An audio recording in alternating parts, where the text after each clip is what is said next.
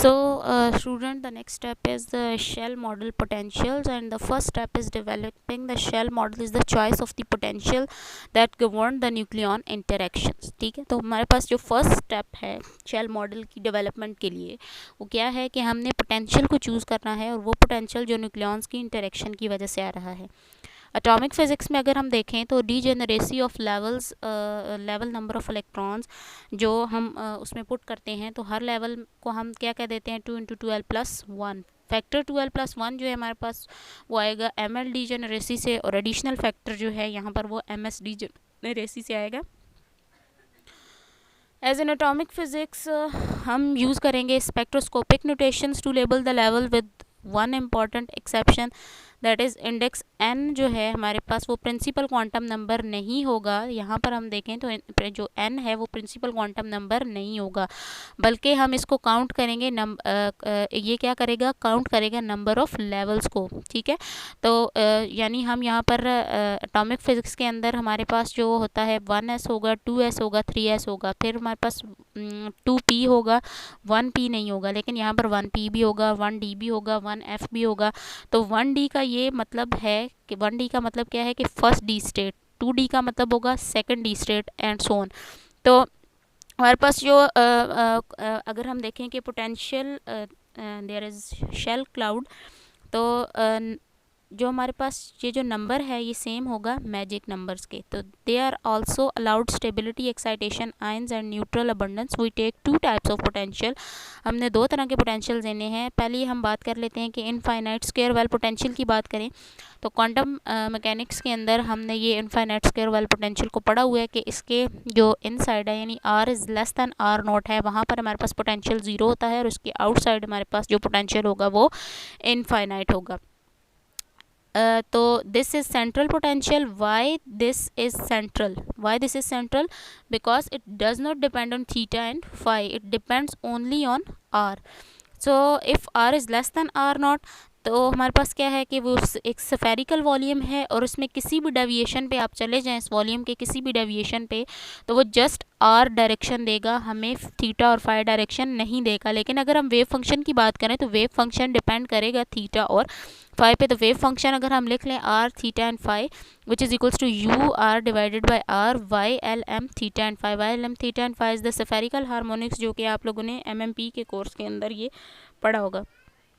तो ये क्या करता है, ये इस इक्वेशन को सेटिस्फाई करता है। यहाँ पर हम जो है वो बहुत लंबी कैलकुलेशंस की तरफ नहीं जा रहे, जस्ट इक्वेशंस को लिख रहे हैं और उनको एक्सप्लेन कर रहे हैं।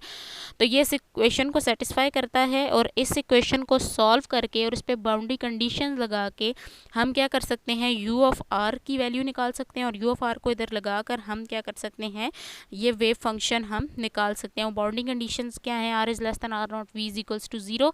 तो v इज़ इक्वल्स टू 0 लगा दें अगर हम, तो इक्वेशन हमारे पास ये बन जाएगी, यानी v वाला पोर्शन इसमें से ख़त्म हो जाएगा, ये v ख़त्म हो जाएगा, तो हमारे पास सिर्फ ये इक्वेशन बचेगी। बाउंड्री कंडीशंस है हमारे पास r is equals to r0, u is equal to 0। तो इसका सोल्यूशन जो है, हमने पूरा इसको सॉल्व नहीं किया, इसका सोल्यूशन जो है some like sum of the sum Bessel function. तो ये Bessel function J L K of R आ जाएगा।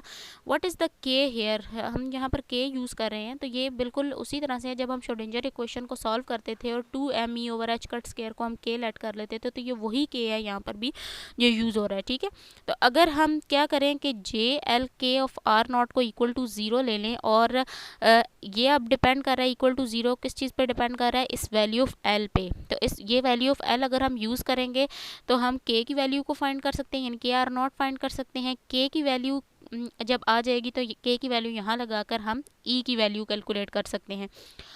तो अगर हम सिंगल पार्टिकल पोटेंशियल की बात कर रहे हैं, क्योंकि हमने सिंगल पार्टिकल लिया था पोटेंशियल वेल के अंदर, तो इसका मतलब है कि ये जो m है ये उसी सिंगल पार्टिकल का मैस है। तो ये मैस ऑफ प्रोटॉन भी हो सकता है, मैस ऑफ न्यूट्रॉन भी हो सकता है, यानी जो भी पार्टिकल हमने कंसीडर किया वो हो सकता है। और ये डिपेंड करता है किस पे, किसकी वैल्यू पे, l की वैल्यू पर डिपेंड करता है। तो हम स्टार्ट करते हैं with l is equals to 0। तो ये l इज इक्वल्स टू 0 हमें क्या करेगा, वैल्यू ऑफ k देगा, और वैल्यू ऑफ k से हम जो है वो set of value of e हासिल कर सकते हैं। Similarly l is equals to 1 2 3 up to so on, हम इन सब के लिए k की वैल्यू निकालेंगे और उससे हम set of values of e निकाल लेंगे। तो अगर हमारे पास l इक्वल टू 0 है तो का मतलब है कि इसके लिए n 1 2 3 अप टू सोन हो सकता है, l इज इक्वल्स टू 1 है, n is equals to 1 2 3 up to so on हो सकता है, l is equals to 2, n is equals to 1 2 3, यानी हर एक वैल्यू ऑफ l के लिए हमारे पास n का एक पूरा सेट ऑफ नंबर्स हो सकता है। ठीक है, ये बिल्कुल एटॉमिक फिजिक्स से ये चीज़ डिफरेंट है, क्योंकि उसमें हमारे पास n जो है वो इक्वल होता था l इंटू l प्लस 1 के।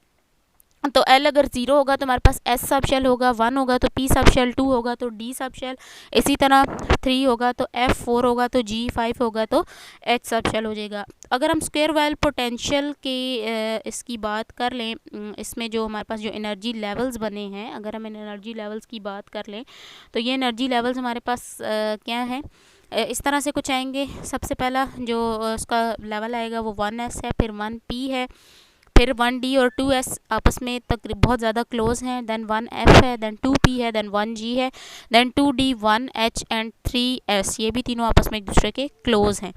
तो यहाँ पर जो फर्स्ट स्टेट आ रहा है, फर्स्ट एनर्जी लेवल आ रहा है, इसमें n इक्वल टू 0 है और l इक्वल टू 0 है, तो आपके पास 1s शेल आएगा।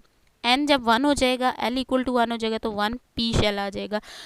इसी तरह नेक्स्ट सोन अगर आप चले जाएं, फिर हम अगर इधर से एनर्जी लेवल देखें, इस एनर्जी लेवल से इस गैप के दरमियान टोटल कितने हमारे पास इलेक्ट्रॉन आ रहे हैं, टोटल 6 + 2 8 हो गए, 8 नंबर आ गया, सॉरी न्यूक्लियन नॉट इलेक्ट्रॉन।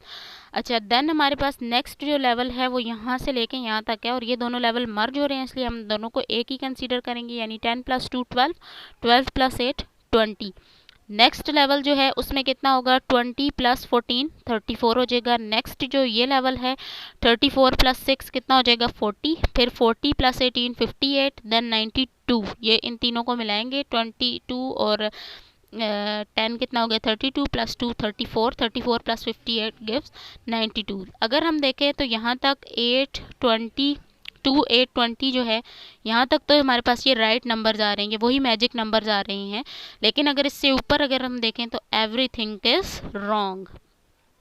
तो अब हम क्या करते हैं कि क्योंकि यहाँ पर एवरीथिंग इससे ऊपर तो हर चीज़ ख़त्म हो रही है, तो हम क्या करेंगे, सेकंड पोटेंशियल कंसीडर करेंगे। सो